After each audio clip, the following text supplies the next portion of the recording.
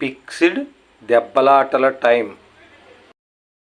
నాకు తెలిసిన ఒక ఊరు ఉంది. ఆ ఊరిలోని జనాలంతా దెబ్బలాటలను, గొడవలను ఖచ్చితంగా ఉదయం 8 గంటల లోపు, సాయంత్రం 8 గంటలు దాటాక మాత్రమే ఆడుతూ ఉంటారు.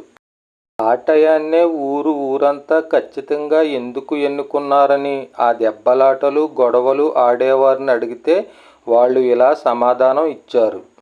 ఆ సమయంలో దెబ్బలాటలు, గొడవలు ఆడటం వల్ల ఊళ్ళోని జనాలంతా ఇంటి వద్దే ఉంటారు కాబట్టి వారి దెబ్బలాటలు, గొడవలు బాగా హిట్ అయి వ్యూస్, లైక్స్ ఎక్కువగా వస్తాయంట.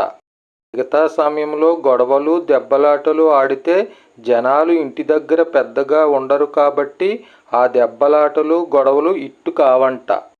పైగా వారు ఎవరి పరువు మర్యాదలు వీధిపాలు చేయాలో, గంగలో కలపాలనుకున్నారో వారు పరువు మర్యాదలు ఆ సమయంలో అయితే బాగా పోతాయంట.